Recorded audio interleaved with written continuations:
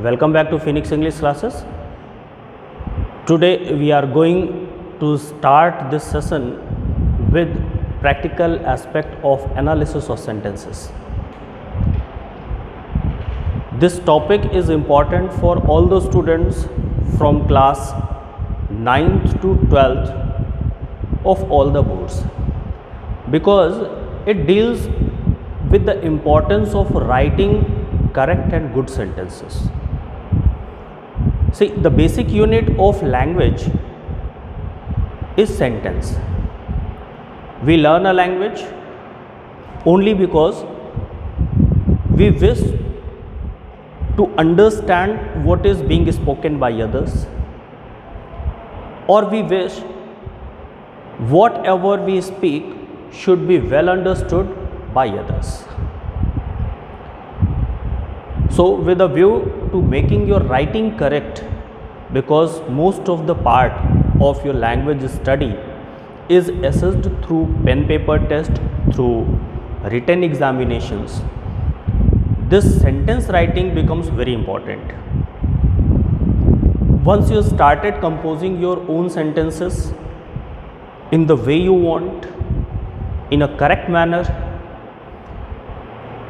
you can write anything and you can express anything with your writing work, with your pen. So, without wasting any time, we are going to start with our first topic of the session, practical aspect of analysis of sentences. We can call it sentence analysis.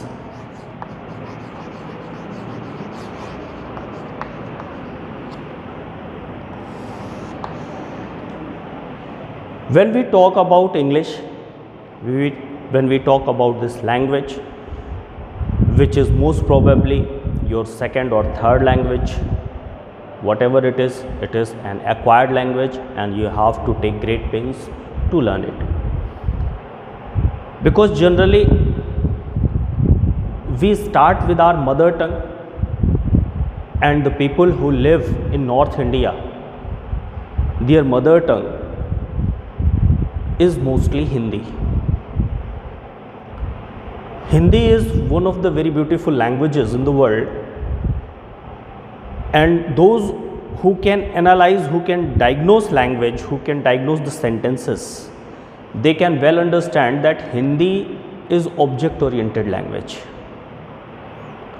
Whereas if we talk about this acquired language, that is English, this is a structural language. Those who have studied about computers, those who have studied about programming languages, they can well understand what I mean to say by structure and by object. Because we are talking about English and we are going to have a full analysis of English sentences, we will talk about the structure. The structure of a sentence is the essential part of English language, whereas in Hindi, because we start speaking in Hindi, we learn Hindi in the atmosphere, in the surroundings, for our daily transactions. We are very much adapted about using this object oriented language, which has no set structure.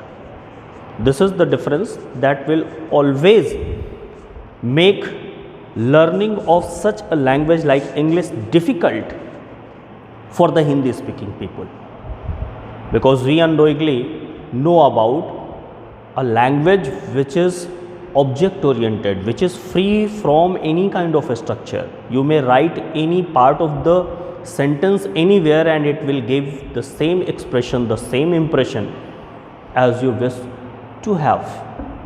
But in English, the first requirement is to establish and maintain its structure. So let's discuss about the structure of the language, that is English.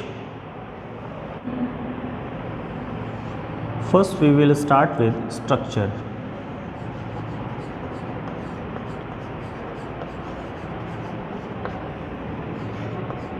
of sentence.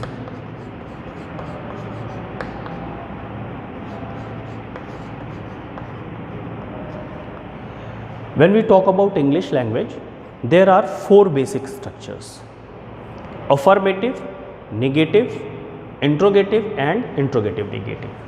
The first one is affirmative.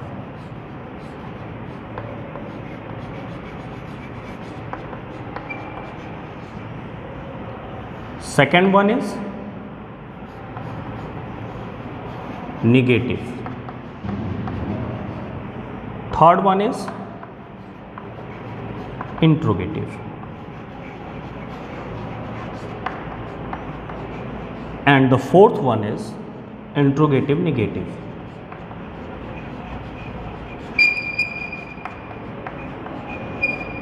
Interrogative negative. You call this one sakaratmak, the second one nakaratmak negative, the third one is interrogative, that is prasnavachak, and the fourth one is nakaratmak prasnavachak or nakaratmak prasnasuchak. Let's see what happens about the syntax, that is called syntax.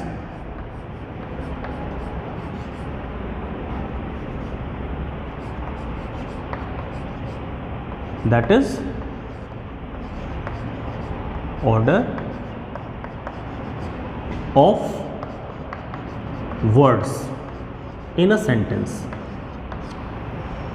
What is the basic need of writing correct and good English is syntax, that is associated with the structure of the sentence. The order of words means how we are going to put the words, that should be in a proper sequence. The first affirmative, second one is negative, the third one is interrogative and the fourth one is interrogative negative. See what happens when we write affirmative sentence. The first thing that is written is subject, it comes first. Subject means the doer, subject means the person, the place or thing about which we are talking in a sentence, that is called subject. Then comes helping verb,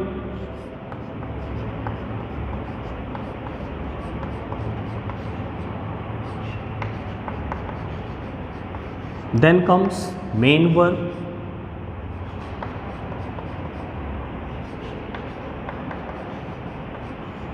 then comes object. It may be one or more, and sometimes these object or objects do not come. In place of them comes complement.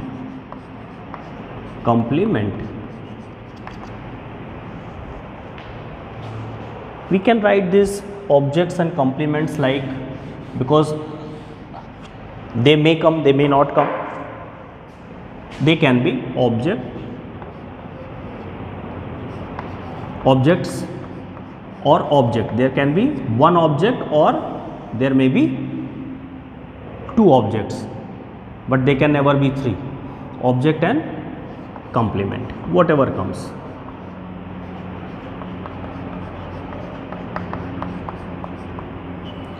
And after this always comes a full stop.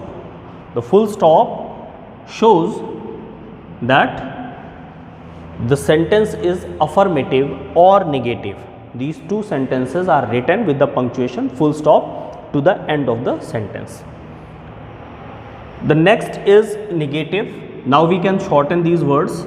We can write like subject, then comes helping verb. After this helping verb comes not. Not is the best suited word for negation. If you want to make a sentence negative, the best thing you can do about it, or you can think immediately, is introducing a not, that is an adverb.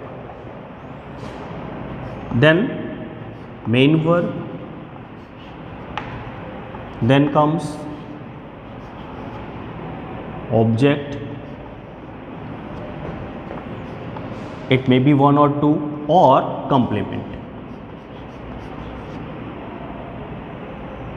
and then comes a full stop. It means the syntax of these two sentences are almost the same. There is only one change, and that is the initiation of a not in between helping verb and main verb. This is not. Rest of the things are similar as they were in affirmative sentences. Now we come to interrogative. When we come to this interrogative part, the only change which is being made is to put this helping verb before subject, and it may start with a question word, but never think that question word is necessary for a question, for an interrogation. If you are writing interrogative sentences, it is not necessary that you should start with a question word. Generally we understand or we think that if there is a question word, the sentence will be question. Question word is not mandatory, it is not advisable to put every time. If it is required, you may put it. The sentence is made a question because its helping verb comes before subject. This is what makes our sentence interrogative. Helping verb, then subject. As soon as this helping verb comes before subject, the sentence becomes interrogative. Then comes main verb, and after that, if there is an object, you can use it. If it is not there, you can use the complement. Sometimes it may be that none of these, neither complement nor object is given. The syntax will remain the same, the order of the words will remain the same, even if some part come or does not come. The last one is interrogative negative. Interrogative negative is made with the help of the negative sentences. Now this helping verb will come before subject and not will remain there. Only helping verb is going to change its place. If there is a question word, it is all okay. If it does not come, we don't have to think about it. Then comes helping verb, then comes subject, then comes not, and this not is introduced here, this not, and then we put main verb and object or complement if it is required, if it is used, otherwise we don't have to use it.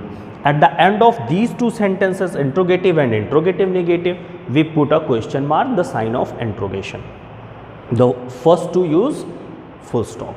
So this is the basic syntax of English language. If you wish to have a mastery over this language, if you want to write correct English, as far as the sequence of words is concerned, because I have seen, I have witnessed, I have experienced this, whenever it comes to writing good English, students are confused because they are confused about what to be written in what order, which word will come first, which will come next. The order of words will remain the same, but this time because we are going to analyze it, we have seen it in the previous videos also, we have discussed it a lot. This time we are going to discuss its analysis. The question arises, if the subject is there, helping verb is there, main verb is there, and object and complements are put like that, what will happen if they are jumbled? We are unable to understand where is the subject, where is the helping verb, where is the main verb, where is the object.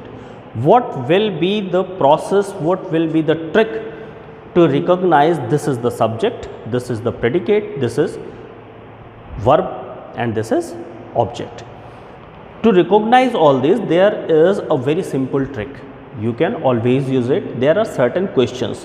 One thing, that we have already discussed in verb portion. If you did not see it, please watch that video in which I have told you, I have explained everything about verb, about finite verb. Finite verb means helping verb and main verb. They are co-jointly called finite verbs. They express the tense of the sentence. They are responsible for the tense of the sentence. First thing is to recognize what helping verb and main verb is. Suppose you found a jumbled sentence and it is having everything, but it has been put in a jumbled order. What will you do? What you have to find is a helping verb and main verb and put them together. If there is a not, you have to put not here, have, not and main verb. Once you found this or recognized this finite verb comprising of helping verb and main verb, sometimes there may be a not in between helping verb and main verb. If you recognized where the finite verb lies, everything will become easier, because what you need is to ask certain questions to these helping verb and main verb, and all the order will automatically be exhibited. It will come to you as if you recognize everything. So, see what are these questions. The questions are very simple. See, the questions are very simple. We are going to ask certain questions to the finite verb, and the finite verb will tell us what will come first and what will come next. The first question is who.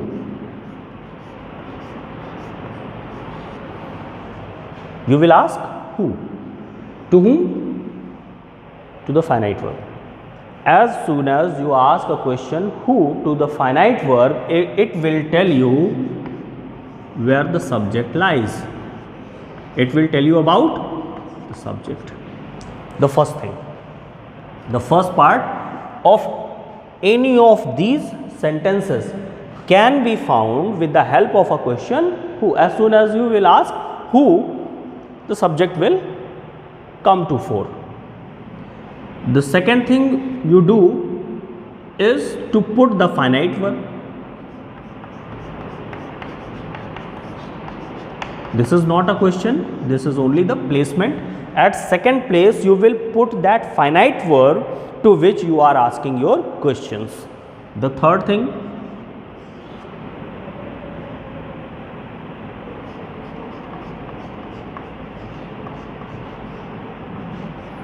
whom.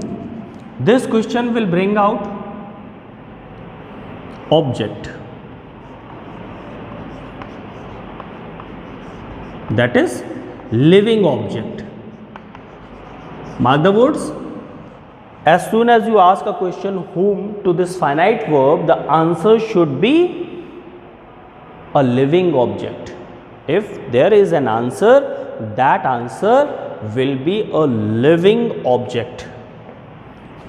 The fourth question, you will ask what, and the answer will be another object, that is non-living. That is non-living.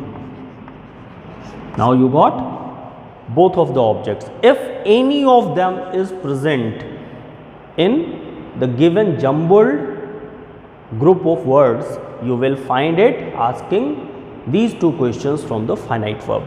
You will ask whom and you will get a living object. You will ask what and you will find a non-living object. The fifth thing is ask this question where. You will find the place complement.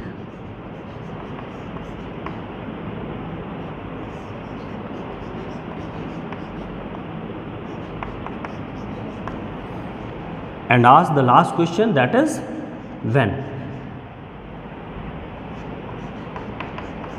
and it will give you the information about the time complement.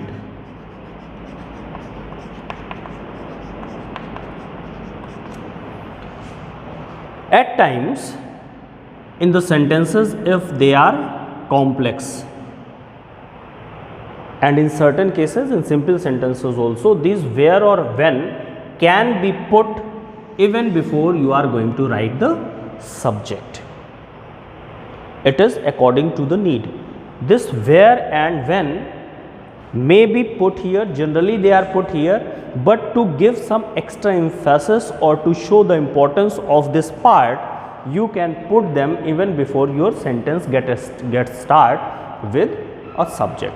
So this is the process which we are going to use to find the sequence of words in a sentence if it is given in a jumbled form.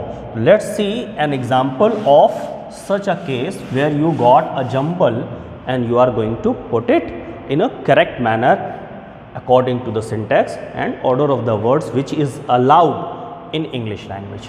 Suppose I have a jumble.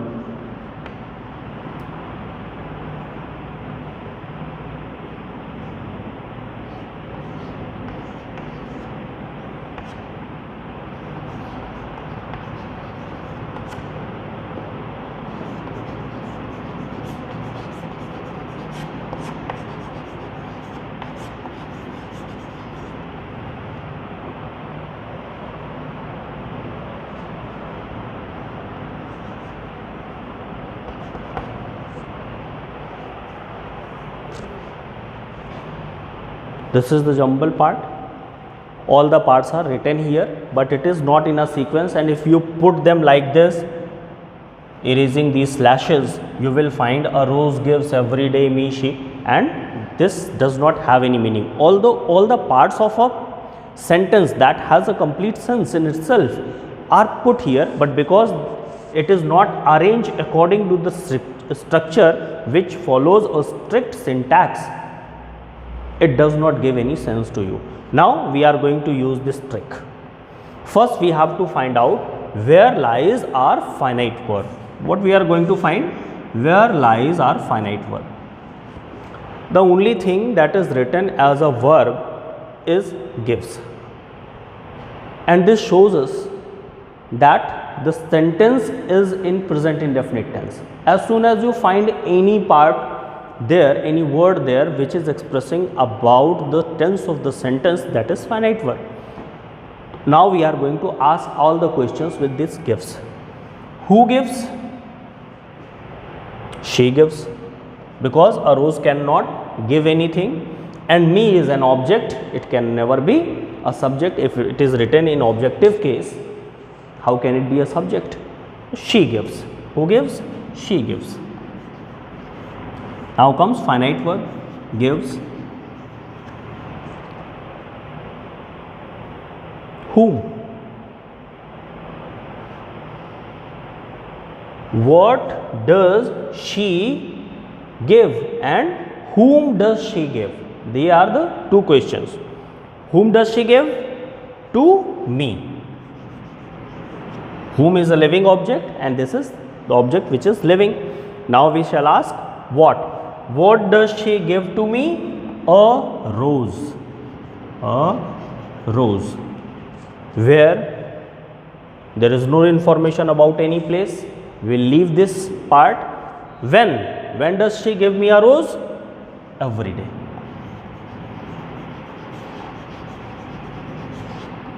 See, this is affirmative sentence, well divided in subject, helping verb and main verb, that is finite verb, helping verb and main verb are co-joined here. Watch the previous videos and you will come to know that this is a combination of does and give. Finite verb, then object 1, a rose, object 2 and time complement. This is what we talked about in affirmative sentence. If we want the same sentence negative, what can we do? We can put a not, we can insert a not here in between helping verb and main verb. She, helping verb is does because it is singular, there will come not, then give me a rose every day. Here comes the negative syntax. If we talk about this interrogative, what will happen? Here we will find a helping verb, that is does, and does will come even before this subject. Does she give me a rose every day? See how easy the things will become as soon as you understand what is syntax and what is structure. Now we have to make an interrogative negative. We will do the simplest thing here in the negative sentence. Only this does will come before she, and the sentence will become interrogative negative. Does she not give me a rose every day? See how easy it is. If you want to make your own sentences, that will become easier for you as soon as you started doing this. Whenever you write a sentence, whenever you are writing any answer, any response, what you have to think is about the structure of the sentence. If it is simple, decide what will be the order of words, that is called syntax. In next video, we will try to understand how to make our own sentences for a composition, for making an answer, and what can be the possibilities of sentence making in English. Till then, keep studying, keep watching the video, be safe, remain at home, have a nice day.